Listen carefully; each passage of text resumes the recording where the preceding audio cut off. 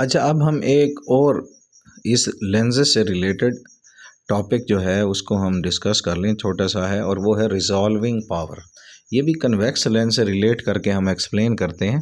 Convex lens जो है उससे आप किसी भी कैमरा में एज ए लेंस के तौर पे जब यूज़ करते हो तो वो ऑब्जेक्ट का जो भी आप पिक्चर बनाएंगे तो उसका आपको वाज़े तौर पर नज़र आना, वो कहलाती है उस इंस्ट्रूमेंट की या लेंस की रिजॉल्विंग पावर। रिजॉल्व करने का मतलब वैसे भी क्या होता है, एक्सप्लेन करना, वजाहत करना, वो चीज़ें जो हमारी आँख नहीं देख सकती। फॉर एग्ज़ाम्पल, अगर आप रोड पर जा रहे हैं, सामने से अगर एक गाड़ी आ रही है और गाड़ी की दो हेडलाइट्स बहुत जब दूर होगी तो आप डिफ्रेंशिएट नहीं कर पाएंगे कि वो दो हेडलाइट्स हैं या एक है। दूर से तो वो आपको एक ही नज़र आएगी, लेकिन अगर आप उसे किसी लेंस की मदद से, दूरबीन की मदद से देखते हो तो वो आपको दो सेपरेट लाइट्स नज़र आएंगी, जो कि हमारी आँख में वो सलाहियत नहीं है उसको देखने की। इसीलिए इस ऑब्जेक्ट को वाज़े तौर पे दिखाने की सलाहियत लेंस में जो है उसको कहते हैं हम resolving power. Resolving power is ability of optical instrument, किसी भी ऑप्टिकल इंस्ट्रूमेंट की, कन्वेक्स लेंस हो, कनकेव हो, कोई सा भी हो, कैमरे में लगा हो, दूरबीन में हो, वट, तो उस सलाहियत को जो किसी भी ऑब्जेक्ट की छोटी से छोटी चीज़ें जो कि वाज़े करके, एक्सप्लेन करके दिखाएगी, उसे हम क्या बोलते हैं, रिजॉल्विंग पावर। और इसका फंडामेंटल मीनिंग क्लियरिटी है। फॉर एग्ज़ाम्पल, आप कैमरे से कोई पिक्चर बनाते हो और आप उसे जूम करके देखते हैं तो आपकी नज़र में अगर वो जूम करने के बावजूद उसकी क्लियरिटी बरकरार रहे, मैग्नीफाई तो हो ही रहा होगा, क्लियरिटी भी, वाज़ेपन भी बरकरार रहे, तो वो उसकी रिजॉल्विंग पावर है। और आम तौर पर कैमरे की सलाहियत जांचने के लिए आप मेगा पिक्सल का नाम लेते हैं, जिसे आप एम पी से डिनोट करते हैं। फॉर एग्ज़ाम्पल, आप कोई भी कैमरा लेते हो, आप सबसे पहले बोलते हैं भाई कितने मेगापिक्सल का है। तो वो जो मेगापिक्सल्स होते हैं वो उसकी रिजॉल्विंग पावर है, सलाहियत है। और उसे कैमरे में जो पिक्सल्स होते हैं, मेगा का मतलब मिलियन है, 10⁻⁶ पिक्सल्स तक जो है उसकी सलाहियत है। और वो जितनी ज़्यादा बढ़ाते आएंगे उसमें उतने भी छोटे छोटे डॉट्स मिल के पिक्चर बनाएंगे। जैसे अगर आप किसी भी वर्ड को लिखते हैं तो उसके अंदर ये इंक के छोटे छोटे ड्रॉपलेट्स होते हैं जो आपकी पेन से निकल के जुड़ जाते हैं और वो वर्ड बन जाता है। तो हम कह सकते हैं word is a combination of tiny ink droplets. वैसे ही इमेज जो कि पिक्चर लेने में बनता है लेंस की मदद से, वो छोटे छोटे स्क्वायर डॉट्स का कॉम्बिनेशन होता है और हर स्क्वायर डॉट एक पिक्सल है। और जितने स्क्वायर डॉट्स ज़्यादा होंगे, पिक्सल्स ज़्यादा होंगे, पिक्चर की क्वालिटी, वाज़ेपन उतना ही ज़्यादा होगा। अब मैथमेटिकली इस रिजॉल्विंग पावर को आर से ज़ाहिर करते हैं and it is inversely proportional to alpha minima. अब ये अल्फ़ा कौन सी चीज़ है? Alpha is a angle which made at the lens with image. और इसकी जो न्यूमेरिकल वैल्यू होती है वो होती है 1.22 लैम्डा ओवर डी। 1.22 कांस्टेंट है, लैम्डा वेव लेंथ है उस लाइट की जिसकी मदद से इमेज लेंस में बना, डी जो है वो डायामीटर या अपर्चर ऑफ द लेंस है। अब डायामीटर क्या होता है या अपर्चर क्या होता है? फॉर एग्जांपल, ये एक लेंस है, ये लाइन जो इसे वर्टिकली कट करते हुए आ रही है, this is known as diameter of the lens. और resolving power is inversely proportional to alpha minimum. और अल्फा मिनिमम की न्यूमेरिकल वैल्यू ये है, इसे मैं यहाँ पुट करूँ तो उलट हो जाएगा, तो resolving power is directly proportional to diameter. तो वो लेंस जिसका डायामीटर, अपर्चर साइज बड़ा होगा, उसके अंदर रिजॉल्व करने की सलाहियत ज़्यादा होगी। और वो लाइट जिसकी मदद से आप इमेज बना रहे होंगे, अगर वो लाइट की वेव लेंथ कम से कम होगी तो भी रिजॉल्विंग पावर ज़्यादा होगी। इसका मतलब ये हुआ कि ये जो रिजॉल्विंग पावर है इन दो फैक्टर्स पर डिपेंड करती है। डायामीटर तो क्लैरिफाई है कि वो उसका साइज़ है, अपर्चर है। एक ये लेंस है, इसके सामने मैं एक और लेंस बना देता हूँ। देखिए ये छोटा सा लेंस है, इस लेंस का डायामीटर कम है तो इसके अंदर रिजॉल्व करने की, वाज़े करके ऑब्जेक्ट को दिखाने की सलाहियत कम है। अब ये लैम्डा जो है ये वेव लेंथ है। फॉर एग्ज़ाम्पल, मैं कहता हूँ एक रेड लाइट है और एक ब्लू लाइट है। रेड लाइट की वेवलेंथ ज़्यादा होती है और ब्लू लाइट की वेवलेंथ कम होती है। तो अगर मैं किसी भी कैमरे से फॉर एग्ज़ाम्पल लेंस से, और वो लेंस एक है जैसा कि कन्वेक्स है, उसमें रेड लाइट यूज़ करूं और ब्लू, तो आप कहें भाई हमारे फ़ायदे में कौन से वाली है?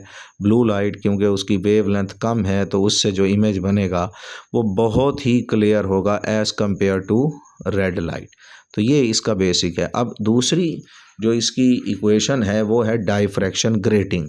आपने 9th चैप्टर में पढ़ा होगा। डाइफ्रैक्शन ग्रेटिंग जो होती है वो एक ग्लास प्लेट होती है जिस पर बहुत सारी, ये ग्लास प्लेट है सपोज ट्रांसपेरेंट, और उस पर स्क्रैचेस होते हैं।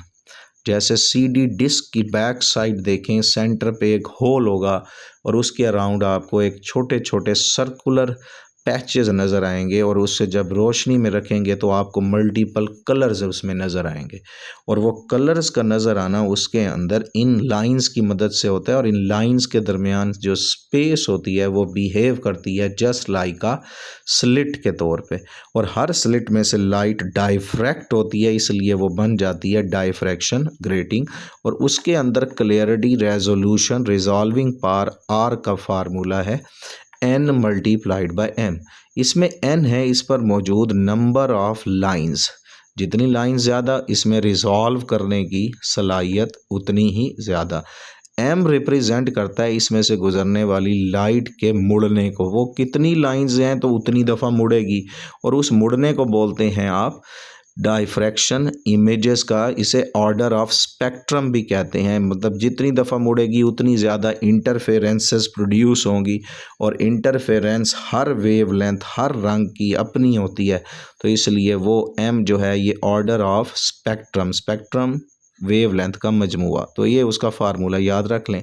और अगर एक से ज़्यादा सोर्सेज हों लेंस के ऊपर, सोर्सेज से मुराद दो मुख्तलिफ बल्ब्स ले लें। ये जैसे डायग्राम में आपको दो सोर्सेज नज़र आ रही हैं, इन दोनों के रंग डिफरेंट है। सपोज एक रेड कलर की है, एक ब्लू की है, एक की वेवलेंथ λ1 है, एक की λ2 है, और वो लेंस में से गुजरने के बाद बेंड होंगी इनवर्ड, जिसे कन्वर्ज करना बोलोगे, और यहाँ मिलेंगी और आपको आई में ये सेपरेट नज़र आएंगी, और उस वक्त जो रिलेशन होगा वो होगा lambda over delta lambda. Delta lambda is a difference of wavelengths of two sources जो यहाँ से लाइट भेज रही हैं।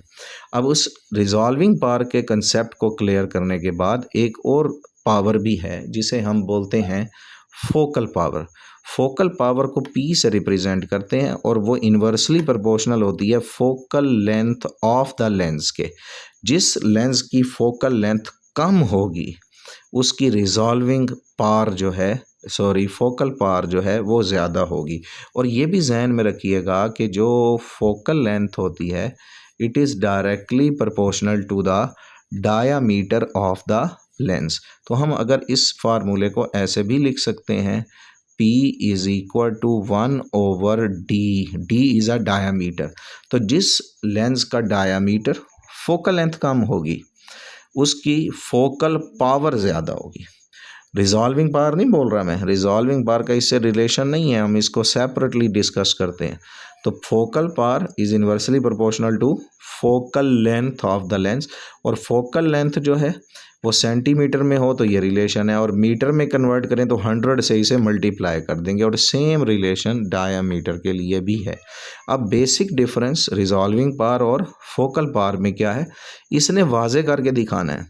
इसने लेंस की जस्ट न्यूमेरिकल वैल्यू बतानी है कि वो कितना पावरफुल है, और इसके अलावा जो डिफरेंस है रिजॉल्विंग पावर का कोई यूनिट नहीं होता, because it is a ratio of two same quantities similar, जिनके डायमेंशन, डायामीटर भी मीटर में, वेवलेंथ भी मीटर में, तो कट जाएगा तो कोई यूनिट नहीं, it is a unitless. कौन सी चीज़? Resolving power. लेकिन फोकल पावर जो है वो डायमेंशन लेस नहीं है, यूनिट लेस नहीं है, उसका यूनिट ऑप्टिकल इंस्ट्रूमेंट्स की लैंग्वेज में डाईऑप्टर्स होता है, और उसे कैपिटल D से रिप्रेजेंट करते हैं। तो ये हैं फंडामेंटल, जिनको आप जहन में रखेंगे तो आपको आगे लेंसेज की मैग्नीफिकेशंस को पढ़ने में आसानी होगी। स्पेशली आगे हमने इसी कन्वेक्स लेंस की एप्लीकेशंस पढ़नी है, इन्हीं फंडामेंटल्स को यूज़ करके जो आपने पहले पढ़ी हैं। और ये भी याद रखिएगा कि जितने भी लेंसेज हैं उन लेंसेज में दो तरह की एक्सप्लेनेशंस होती हैं, दो लॉज होते हैं, और वो दो लॉज में से पहला लॉ जो है वो है लॉ ऑफ रिफ्लेक्शन और दूसरा है लॉ ऑफ रिफ्रैक्शन। रिफ्लेक्शन का मतलब होता है लाइट का किसी भी एक मीडियम से दूसरे मीडियम में जाके वापस आ जाना, उसकी बाउंड्री से। जैसे फॉर एग्जांपल मैं कहता हूँ लाइट यहाँ से गई और टकरा के वापस आ गई। आम तौर पर जो घरों में मिरर्स होते हैं उन सब में रिफ्लेक्शंस होती हैं, क्योंकि उसमें आपको सिर्फ अपना इमेज नज़र आ रहा होता है। जबकि जो ट्रांसपेरेंट मिरर्स होते हैं, ट्रांसपेरेंट से मुराद है ऐसे मिरर्स जिनमें आप आर पार देख सकते हैं, तो उसमें आपको अपना इमेज भी नज़र आता है लेकिन बहुत ही धुंधला सा। तो उसमें रिफ्लेक्शन भी हो रही है लेकिन ज़्यादातर रिफ्रैक्शन हो रही है। जो उसमें से लाइट गुज़र के जाएगी उसे रिफ्रैक्शन कहेंगे। और वो लॉ ऑफ रिफ्रैक्शन आपने पहले भी मैट्रिक में पढ़ा होगा, जिसे स्नेल्स लॉ के नाम से जानते हैं। तो ये Snell's law is a fundamental law of lenses. तो इसे भी हम डिटेल में आगे पढ़ेंगे फर्दर टॉपिक्स में। तो this is enough for today. ये हमारा आज तक का ये टॉपिक था।